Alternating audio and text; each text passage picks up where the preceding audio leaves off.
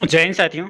तो आज की इस वीडियो में हम लोग बात करने वाले हैं आरपीएफ कांस्टेबल और आरपीएफ एसआई का जो है जितने भी सारे सिलेक्टेड क्वेश्चन बनते हैं वो सारे सिलेक्टेड क्वेश्चन आपको बताने वाले हैं आरपीएफ एसआई और कांस्टेबल के लिए। ठीक है, आप एक एक वीडियो अच्छे से देखना, एक एक क्वेश्चन आपके लिए तैयार किया गया है दोस्तों। इस बार आपको हर हाल में आरपीएफ एसआई और दोस्तों आपका आरपीएफ एसआई और आपका कांस्टेबल में जो है 100% सिलेक्शन लेके ही रहना है इस बार। ठीक है, आरपीएफ दोस्तों आपको लेके ही रहना है पोस्ट आपको इस बार। तो जितने भी क्वेश्चन बताएंगे उसको अच्छे से ध्यान से सुनिएगा और क्वेश्चन के अलावा एक्स्ट्रा चीज़ें भी आपको बताया जाएगा, वो आपको ध्यान में रखना है। ठीक है, अगर इस बार आपको सिलेक्शन लेना आरपीएफ कांस्टेबल और एसआई के अंदर तो ठीक है। वीडियो को काफ़ी देर न करते वीडियो को शुरू करेंगे, लेकिन इससे पहले बता दें अगर वीडियो को आप लाइक नहीं की तो लाइक कर लेना। अगर चैनल पर नए हो तो चैनल को सब्सक्राइब करके नोटिफिकेशन ऑल पे सेलेक्ट कर लेना, ताकि आने वाले ऐसे ही सिलेक्टेड क्वेश्चन आरपीएफ से रिलेटेड आपको टाइम टू टाइम मिलती रहे। ठीक है, चलिए वीडियो को कंटिन्यू शुरू करते हैं। सबसे पहले यहाँ पे क्वेश्चन पूछा गया था कि कौन से जो है चोल राजा ने जो है मालदीव के जो द्वीपों पर जो है दरियाई विजय पाई थी। बताइए, करिकाला, राजा राज या फिर आपका महेंद्र या फिर आपका विक्रमा। बताइए राइट आंसर क्या हो जाएगा इस क्वेश्चन का सही आंसर। अगर दोस्तों इस बार सिलेक्शन लेना है आरपीएफ कांस्टेबल में तो आपको 100% दोस्तों यहाँ पे आरपीएफ और एसआई कांस्टेबल में तो 100% ये सारे क्वेश्चन को आप एक एक तरीके से और एक एक अच्छे तरीके से आपको ध्यान में रखना। एग्जाम में 100% सिलेक्शन होने वाला है दोस्तों। और जितने भी क्वेश्चन बता रहे हैं अगर इसका पीडीएफ चाहिए तो दिए गए व्हाट्सअप नंबर पर आपको ये मैसेज करके दोस्तों आपको दिए गए व्हाट्सअप नंबर पर दोस्तों आपको क्या करना है, मैसेज करना है और आपको ये पीडीएफ जो है सिलेक्शन वाला ये आपको लेके रहना है। ठीक है, इंपॉर्टेंट क्वेश्चन है दोस्तों। चलिए बताइए इस क्वेश्चन का राइट आंसर क्या हो जाएगा। अगर ऑप्शन नंबर आप बी सेलेक्ट किए तो आपका बिल्कुल सही आंसर हो जाएगा राजा राज। ऑप्शन नंबर बी आपका सही आंसर हो जाएगा। साथ ही याद रखिएगा दोस्तों कि चोल राजा जो थे वो राजा राज ने मालदीव के जो द्वीपों पर जो है दरियाई विजय प्राप्त की थी। और साथ ही ये भी याद रखिएगा यहाँ पे कि चोल राजा जो थे राजा राज ने जो है अनेक नौसेना के जो है अभियानों को जो है संचालन भी किया था। साथ ही ये भी याद रखिएगा कि एक नौसेना के जो अभियान के तहत जो है इन्होंने जो है भारत के दक्षिण भाग और दोस्तों मालदीव को जो है विजित कर लिया था। ठीक है, याद रखिएगा। साथ ही मालदीव के बारे में अगर बात किया जाए तो यहाँ पे मालदीव पर विजय चोल राजा जो है राजा राज की जो है अंतिम विजय थे। याद रखिएगा, इंपॉर्टेंट चीज़ें आपको बता रहे हैं, इस सारे एक्स्ट्रा चीज़ें जो आपके एग्जाम के लिए बहुत ही ज़्यादा ओरिएंटेड हो जाता है ये एक्स्ट्रा चीज़ें। ठीक है, चलिए अगले क्वेश्चन की ओर बढ़ते हैं दोस्तों। और यहाँ पे आपका अगले क्वेश्चन पूछा गया कि कौन सा साम्राज्य 7वीं और 8वीं सदी में जो है बहुत शक्तिशाली हो गया और कांचीपुरम उसकी राजधानी हो। तो बताइए राइट आंसर क्या हो जाएगा, पल्लव, प्रतिहार, पाल या फिर आपका चोल। बताइए सही आंसर क्या हो जाएगा। सिलेक्टेड क्वेश्चन है दोस्तों आपके एग्जाम के लिए इंपॉर्टेंट लिए गए हैं। आरपीएफ में दोस्तों 100% सिलेक्शन आपको इस बार लेके ही रहना है। ठीक है, जिसको भी 100% इस बार सिलेक्शन लेना है ये दिए गए व्हाट्सअप नंबर पे आपको मैसेज करके ये पेड नोट पीडीएफ आप जरूर लेना अगर आपको इस बार सिलेक्शन लेना है तो। ठीक है, चलिए बताइए राइट आंसर क्या हो जाएगा इस क्वेश्चन का। अगर आप ए सेलेक्ट किए तो आपका बिल्कुल सही आंसर हो जाएगा दोस्तों आपका पल्लव। ऑप्शन नंबर ए आपका सही आंसर हो जाएगा। साथ ही याद रखिएगा कि 7वीं और 8वीं शताब्दी में जो है पल्लव साम्राज्य जो है ये बहुत शक्तिशाली हो गया था और कांचीपुरम उसकी जो है राजधानी थी। ठीक है, साथ ही ये भी याद रखिएगा पल्लव के बारे में तो अगर ये बता दें कि पल्लव ने जो है 3री शताब्दी ने जो है से जो है 9वीं शताब्दी तक जो है दक्षिण भारत पर जो है राज किया था। और पल्लव के जो है अंत के बाद जो है दक्षिण भारत के चोलों का जो है उदय भी हुआ था। ठीक है, साथ ही याद रखिएगा यहाँ पे कि पल्लवों का जो अंतिम शासक जो था ये अपराजिवर्तन था। ठीक है, याद रखिएगा पल्लव का अंतिम शासक जो था ये अपराजित वर्मन था। ठीक है, बहुत ही इजी क्वेश्चन है और जितने भी एक्स्ट्रा चीज़ें बता रहे हैं वो आपका एग्जाम के लिए बहुत ही ज़्यादा ओरिएंटेड हो जाते हैं। चलिए वीडियो को आगे कंटिन्यू करते हैं। और यहाँ पे बता दें कि जो भी बच्चे वीडियो को अगर लाइक नहीं किए तो लाइक कर लेना और चैनल पर नए हो तो चैनल को सब्सक्राइब करके ऑल पे नोटिफिकेशन सेलेक्ट कर लेना। ठीक है, ऐसे ही सिलेक्टेड क्वेश्चन आपको टाइम टू टाइम मिलते रहता है। और जो भी बच्चे को ये सिलेक्टेड पीडीएफ चाहिए वो हमारे एप्लीकेशन में जाके डाउनलोड करके ये एप्लीकेशन को फ्री में ले सकते हो। जाके एप्लीकेशन को डाउनलोड कीजिए और वहाँ से लाइव क्लास कीजिए और ये फ्री में पीडीएफ ले लीजिएगा। ठीक है, चलिए बताइए इस क्वेश्चन का सही आंसर क्या हो जाएगा। दोस्तों यहाँ पे क्वेश्चन है कि किस वंश ने जो है मदुरै के आसपास क्षेत्र पर जो है शासन किया और 13वीं शताब्दी में जो है सर्वोच्चता प्राप्त की। राजपूत, चोल, चर या फिर आपका पांड्या। बताइए सही आंसर क्या हो जाएगा इस क्वेश्चन का। इंपॉर्टेंट है आपके एग्जाम के लिए दोस्तों। बताइए सही आंसर क्या हो जाएगा। अगर ऑप्शन नंबर आप डी सेलेक्ट किए तो पांड्या आपका बिल्कुल सही आंसर हो जाएगा, ऑप्शन नंबर डी। साथ ही याद रखिएगा दोस्तों कि पांड्या वंश ने जो है मदुरै के आसपास के क्षेत्र पर जो है शासन किया और 13वीं शताब्दी में जो है सर्वोच्चता प्राप्त की। साथ ही ये भी याद रखिएगा मदुरै के बारे में कि मदुरै जो है ये पांड्या वंश की राजधानी थी। साथ ही वर्तमान में मदुरै जो है ये भारत के तमिलनाडु राज्य में स्थित है। ठीक है, ये भी याद रखना है। और साथ ही यह भी याद रखना है कि जितने भी चीज़ें आपको बता रहे हैं आपके एग्जाम के लिए इंपॉर्टेंट है। और याद रखिएगा तो पांड्या के बारे में अगर पांड्या के बारे में याद रखिएगा तो राजवंश पांड्या जो थे ये राजवंश के जो दक्षिण भारत के प्रमुख राजवंशों में से जो है एक था। ठीक है, साथ ही ये भी याद रखिएगा कि यहाँ पे कि पांड्या जो थे ये राजवंश ने जो है भारत में जो 6ठी शताब्दी में जो है 13वीं शताब्दी जो है तक जो है शासन किया था। ठीक है, इतनी चीज़ें दोस्तों बताएं पांड्या से रिलेटेड। अगर अभी भी कोई चीज़ें में डाउट है तो आप कमेंट में जरूर बताइएगा, ठीक है। और बताइएगा दोस्तों कि अगर जो भी बच्चे ये सिलेक्शन वाला पीडीएफ चाहिए, ये हमारे दिए गए व्हाट्सएप पे आप मैसेज करना, और ये सिलेक्शन वाला पीडीएफ आपको लेके इस बार दोस्तों आपको आरपीएफ कांस्टेबल और आरपीएफ एसआई में सिलेक्शन लेके ही मानना है, ठीक है। तो जिसको भी सिलेक्शन चाहिए दिए गए व्हाट्सएप नंबर पर मैसेज करके ये सिलेक्शन वाला पीडीएफ लेके आप सिलेक्शन ले सकते हो। चलिए बताइए दोस्तों कि किस वर्ष में जो है हाइड स्पीच की लड़ाई आयोजित की गई थी। बताइए, चार ऑप्शन आपके सामने, 234 ईसा पूर्व, या फिर आपका 326 ईसा पूर्व, 423 ईसा पूर्व, या फिर आपका 167 ईसा पूर्व। बताइए दोस्तों कब जो है इसकी आयोजित की गई थी। बताइए दोस्तों, चार ऑप्शन आपके सामने। ये 2019 का क्वेश्चन पूछा गया है, ठीक है। आरपीएफ कांस्टेबल में जो है 2019 में पूछा जा चुका है, ठीक है। बताइए क्या हो जाएगा इस क्वेश्चन का राइट आंसर। बता दें तो इस क्वेश्चन का राइट आंसर अगर ऑप्शन नंबर 20 सेलेक्ट किए, 326 ईस्वी में जो है 326 ईसा पूर्व पहले जो है जो कि आपका जो है हाइड स्पीच की जो है लड़ाई को जो है आयोजित की गई थी। और ये भी याद रखिएगा दोस्तों कि हाइड स्पीच का जो है लड़ाई जो है ये पोरस और दोस्तों आपका सिकंदर महान के बीच में जो है हुई थी। और ये भी याद रखिएगा इस लड़ाई में जो है झेलम की लड़ाई के नाम से भी जाना जाता है, ठीक है। यानी दोस्तों याद रखिएगा कि हाइड स्पीच की लड़ाई को हम लोग झेलम की लड़ाई के नाम से भी जानते हैं, ठीक है। इंपॉर्टेंट चीज़ें आपको बता रहे हैं, आपके एग्जाम के लिए बहुत ही चीज़ें ओरिएंटेड रहते हैं। अगले क्वेश्चन की ओर बढ़ते हैं। और अगला क्वेश्चन है तो कि यहाँ पे कि दक्षिण भारतीय मंदिरों में जो है मंदिरों के प्रवेश द्वार को क्या कहा जाता है। दक्षिण भारतीय मंदिरों के प्रवेश द्वार को क्या कहा जाता है। गोपुरम, घर, विमान, या फिर आपका अंतरिक्ष। बताइए इसका आंसर क्या हो जाएगा इस क्वेश्चन का राइट आंसर। इंपॉर्टेंट क्वेश्चन है दोस्तों। अगर आप वीडियो को लाइक नहीं किए तो लाइक कर लेना। अगर चैनल पर नए हो तो चैनल को सब्सक्राइब करके ऑल पे नोटिफिकेशन जरूर सेलेक्ट कर लेना, ताकि आने वाला ऐसे ही सिलेक्टेड क्वेश्चन आपको टाइम टू टाइम मिलते रहे। आरपीएफ में दोस्तों इस बार आपको सिलेक्शन जो है आपको 100% ये क्वेश्चन आपको दिलाने वाली है। ये क्वेश्चन आपको हमारे दिए गए व्हाट्सअप नंबर पे आपको मिलेगा, जो कि आपका पेड पीडीएफ है। ये पेड पीडीएफ लेके दोस्तों आपको आरपीएफ में इस बार सिलेक्शन लेके ही रहना है, ठीक है। जो ही बच्चे को आरपीएफ में सिलेक्शन चाहिए जरूर ये पीडीएफ को लेना। चलिए बताइए इस क्वेश्चन का सही आंसर क्या हो जाएगा दोस्तों। इंपॉर्टेंट है आपके एग्जाम के लिए। इस क्वेश्चन का राइट आंसर के लिए अगर बात करें तो ऑप्शन नंबर ए आपका बिल्कुल सही आंसर हो जाएगा, गोपुरम। ऑप्शन नंबर ए आपका सही हो जाएगा। साथ ही याद रखिएगा कि दक्षिण भारतीय मंदिरों के जो है प्रवेश द्वार को जो गोपुरम कहा जाता है। और इस प्रकार के द्वार जो है ये मुख्यतः दक्षिण भारत के मंदिरों का जो है प्रतिनिधित्व करते हैं।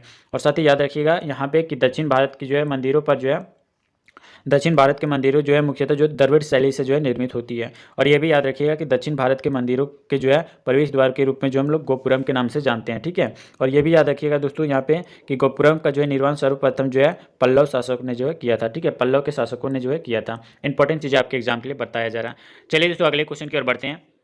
और यहाँ पे आपका अगला क्वेश्चन है कि सत्य में जयते शब्द जो है वो जो है किस जो है उपनिषद से लिया गया, किस उपनिषद में जो है वर्णित किया गया, ये आपको बताना है, ठीक है।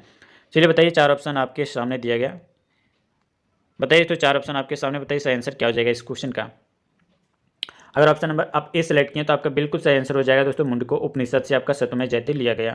साथ ही याद रखिएगा कि सत्यमेव जयते शब्द जो है ये मुंडको उपनिषद में जो है वर्णित किया गया। और ये भी याद रखिएगा कि सत्यमेव जयते जो है ये हमारे देश के राष्ट्रीय आदर्श वाक्य हैं। और दोस्तों सत्यमेव जयते जो है ये हमारे देश के राष्ट्रीय प्रतीक के जो है नीचे देवनागरी लिपि में जो है अंकित किया गया। और ये भी याद रखिएगा दोस्तों यहाँ पे कि सत्यमेव जयते का जो है सत्यमेव जयते को जो है राष्ट्रीय आदर्श वाक्य के रूप में जो है 26 जनवरी 1950 को, याद रखिएगा दोस्तों 26 जनवरी 1950 को जो है क्या किया गया था, अपनाया गया था, ठीक है।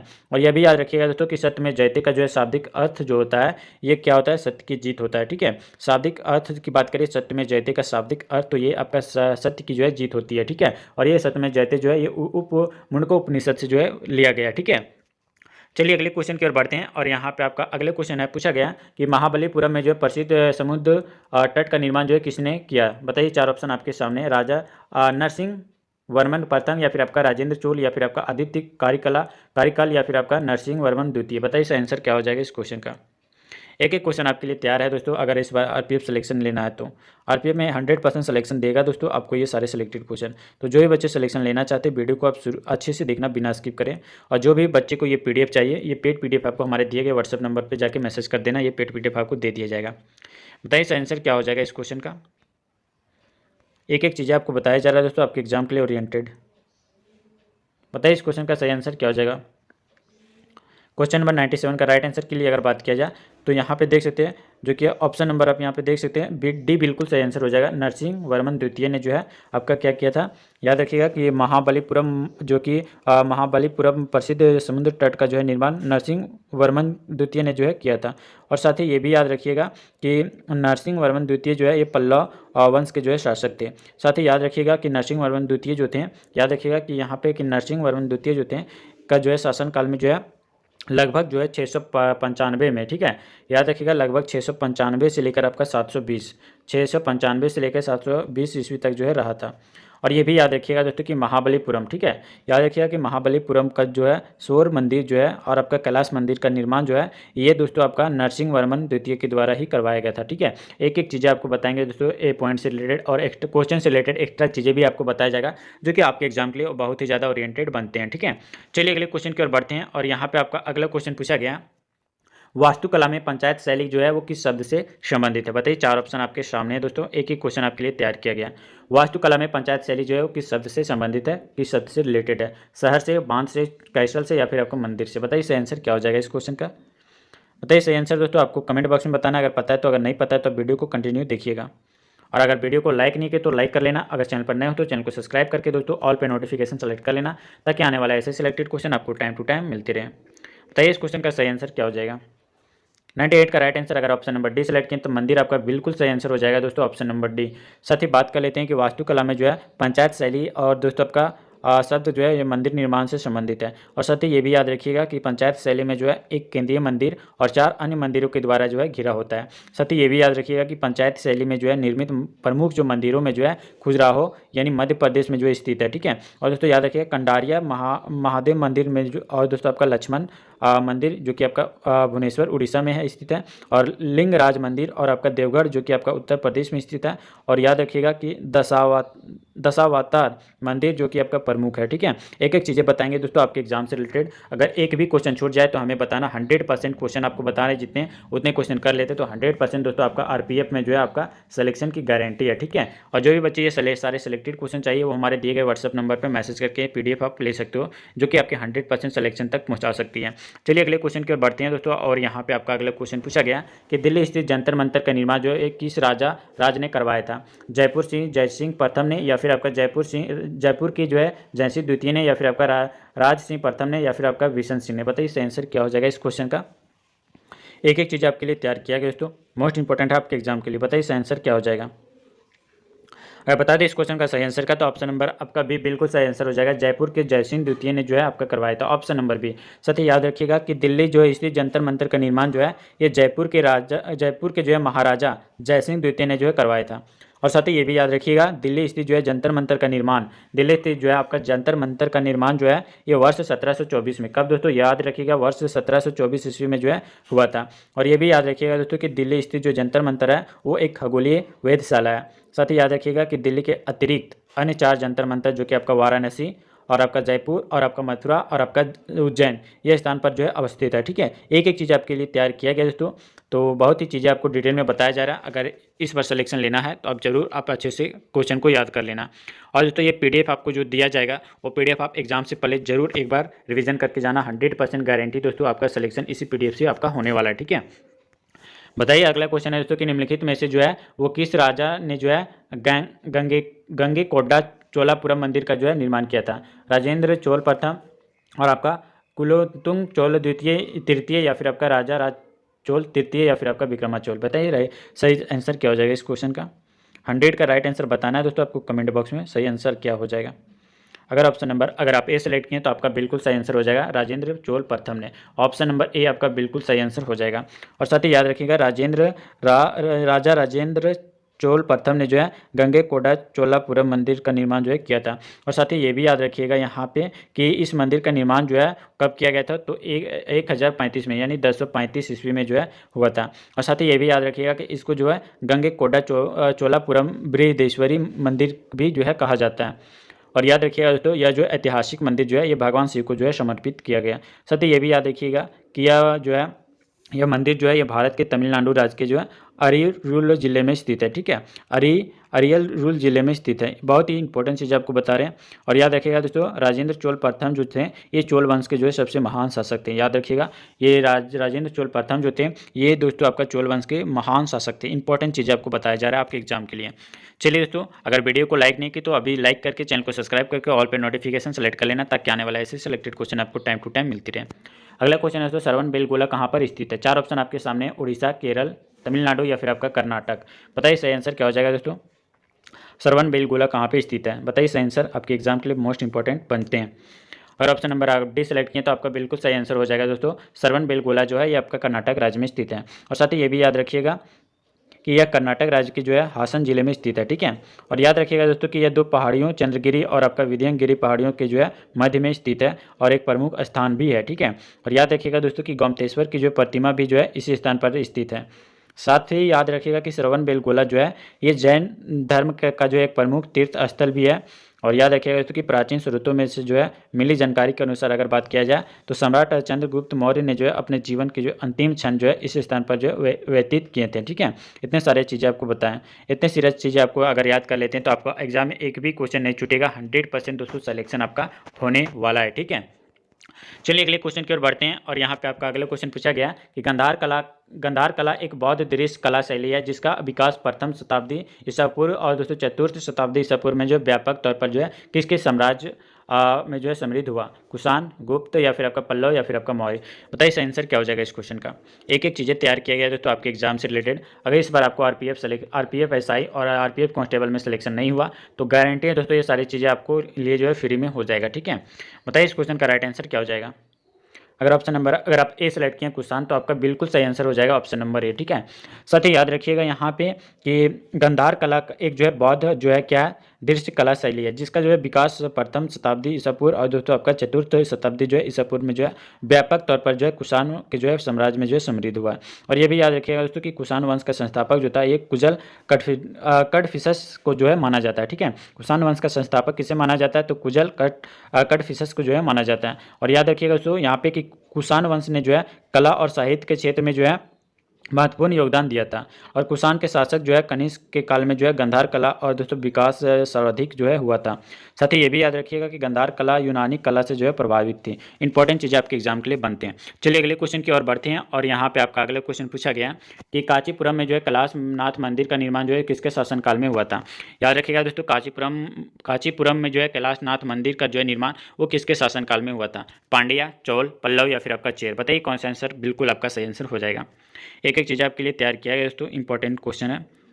बताइए इस क्वेश्चन का राइट आंसर क्या हो जाएगा। अगर आप सी सेलेक्ट किए तो आपका बिल्कुल सही आंसर हो जाएगा Pallav, option number C Pallav, ठीक है। साथ ही याद रखिएगा यहाँ पे कि कांचीपुरम में जो है कैलाशनाथ मंदिर का निर्माण जो है ये पल्लव के शासनकाल में हुआ था, ठीक है। और याद रखिएगा दोस्तों यहाँ पे जो भी एक्स्ट्रा चीज़ें आपको बताया जा रहा है आपके एग्जाम के लिए महत्वपूर्ण चीज़ें बताया जा रहा है। और साथ ही ये भी याद रखिएगा कि यह ऐतिहासिक मंदिर जो कि आपका भगवान शिव को जो है समर्पित है, ठीक है।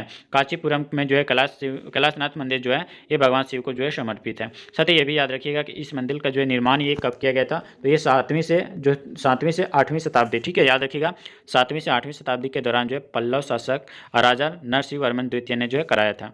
ये भी याद रखिएगा दोस्तों कि इस मंदिर के जो है अग्रभाग में यानी आगे वाले भाग का निर्माण जो है ये राजा नरसिंह वर्मन द्वितीय के पुत्र जो है महेंद्र वर्मन तृतीय ने जो है कराया था, ठीक है। साथ ही याद रखिएगा कि इस मंदिर का निर्माण जो है वो द्रविड़ शैली में भी हुआ था। साथ रखिएगा दोस्तों कि यह मंदिर जो है ये आपका तमिलनाडु राज्य के जो है कांचीपुरम जिले में स्थित है। बहुत ही एक्स्ट्रा चीज़ें आपको बता रहे हैं दोस्तों, आपके एग्जाम के लिए महत्वपूर्ण चीज़ें हो जाते हैं, ठीक है। चलिए अगले क्वेश्चन की ओर बढ़ते हैं। और यहाँ पे आपका अगला क्वेश्चन पूछा गया है तमिलनाडु स्थित महाबलीपुरम में जो इमारतों का समूह जो है निर्मित किया गया। बताइए तमिलनाडु स्थित महाबलीपुरम में इमारतों का समूह निर्मित किया गया कहाँ पे, किसके द्वारा किया गया, चोलों के द्वारा, पांड्यों के द्वारा, चालुक्यों के द्वारा या फिर आपका पल्लवों के द्वारा। बताइए इसका आंसर क्या हो जाएगा इस क्वेश्चन का राइट आंसर। बहुत चीज़ें आपको एक्स्ट्रा बताया जा रहा है दोस्तों, आपके एग्जाम के लिए महत्वपूर्ण हो जाते हैं। अगर आप ऑप्शन नंबर डी सेलेक्ट किए तो आपका बिल्कुल सही आंसर हो जाएगा पल्लव, ऑप्शन नंबर डी। याद रखिएगा दोस्तों कि तमिलनाडु स्थित जो महाबलीपुरम में जो है इमारतों का समूह जो है ये पल्लवों द्वारा जो है बनाया गया। और ये भी याद रखिएगा दोस्तों कि महाबलीपुरम में स्थित जो इमारतों का समूह जो है ये यूनेस्को की विश्व विरासत सूची में जो है वर्ष 1984 में, ठीक है। कब दोस्तों, वर्ष 1984 में जो है यूनेस्को की विश्व विरासत सूची में जो है शामिल किया गया था। और साथ ही ये भी याद रखिएगा कि यह भारत के जो तमिलनाडु राज्य के जो कि आपका चेंगलपट्टू जिले में जो है महाबलीपुरम नामक स्थान पर स्थित है, ठीक है। एक एक चीज़ आपके लिए तैयार किया गया दोस्तों, तो जो भी क्वेश्चन बता रहे हैं और एक्स्ट्रा चीज़ें भी बता रहे हैं वो आपके एग्जाम से ओरिएंटेड है। चलिए अगले क्वेश्चन की ओर बढ़ते हैं। और इस वीडियो का लास्ट क्वेश्चन होगा जो कि आपके एग्जाम के लिए इंपॉर्टेंट है। एलोरा, और दोस्तों यहाँ पे एलोरा के जो है मंदिरों का जो है निर्माण किसने करवाया था। बताइए, 4 ऑप्शन आपके सामने है। बताइए दोस्तों यहाँ पे एलोरा के मंदिरों का निर्माण किसने करवाया था। चेर शासकों ने, पांड्या शासकों ने या फिर आपका चोल शासकों ने या फिर आपका राष्ट्रकूट शासकों ने। बताइए सही आंसर क्या हो जाएगा इस क्वेश्चन का। एक एक चीज़ें तैयार किया गया दोस्तों, आपके एग्जाम के लिए महत्वपूर्ण हो जाते हैं। बताइए इस क्वेश्चन का सही आंसर क्या हो जाएगा। अगर ऑप्शन नंबर आप डी सेलेक्ट करें तो आपका बिल्कुल सही आंसर हो जाएगा दोस्तों, यहाँ पे राष्ट्रकूट शासकों ने, ऑप्शन नंबर डी। साथ ही याद रखिएगा कि यहाँ पे एलोरा के मंदिर का निर्माण जो है ये राष्ट्रकूट शासकों ने करवाया था। और साथ ही याद रखिएगा राष्ट्रकूट के बारे में चीज़ें बताने वाले हैं कि राष्ट्रकूट का जो है राजवंश के जो है संस्थापक जो है ये दंती दुर्ग प्रथम थे। ठीक है, राष्ट्रकूट राजवंश के संस्थापक जो थे ये दंती दुर्ग प्रथम थे। याद रखिएगा, आपके एग्जाम के लिए इंपॉर्टेंट हो जाते हैं। और साथ ही ये भी याद रखिएगा कि राष्ट्रकूट राजवंश के जो है राजा कृष्ण प्रथम ने जो है एलोरा में स्थित जो है चट्टान को काटकर कैलाश मंदिर का जो है निर्माण किया था। ठीक है, और ये भी याद रखिएगा दोस्तों कि कैलाश मंदिर जो का निर्माण जो है ये द्रविड़ शैली में जो है हुआ था। साथ ही याद रखिएगा कि यह भारत के जो है महाराष्ट्र राज्य के जो है औरंगाबाद जिले में स्थित है। कौन दोस्तों, यहाँ पे याद रखिएगा कैलाश मंदिर। और ये भी याद रखिएगा दोस्तों कि एलोरा की गुफाओं में को जो है यूनेस्को की विश्व विरासत स्थल में की सूची में जो है वर्ष 1983 में, ठीक है, वर्ष 1983 में जो है शामिल किया गया था। ठीक है, इतने सारी चीज़ें बताएं दोस्तों एलोरा की गुफाएं और राष्ट्रकूट राजवंशों के बारे में। ठीक है, इतने सारी चीज़ें आपको डिटेल में कोई नहीं बताता। दोस्तों वीडियो कैसा लगा आप हमें वीडियो में को कमेंट बॉक्स में बताना, और वीडियो को अभी तक लाइक नहीं किया तो लाइक कर लेना। अगर चैनल पर नए हो तो चैनल को सब्सक्राइब करके नोटिफिकेशन ऑल पे सेलेक्ट कर लेना, ताकि आने वाला ऐसे सिलेक्टेड क्वेश्चन आपको टाइम टू टाइम मिलते रहे। ठीक है, चलिए अगर वीडियो अच्छा लगा तो वीडियो को जरूर शेयर करना दोस्तों तक। और दोस्तों आगे हम लोग नेक्स्ट वीडियो में बताएंगे कहाँ से क्या करना है। ठीक है, तो चलिए दोस्तों मिलते हैं फिर नेक्स्ट वीडियो में नेक्स्ट सिलेक्टेड क्वेश्चन के साथ। तब तक ले जय हिंद, वंदे मातरम।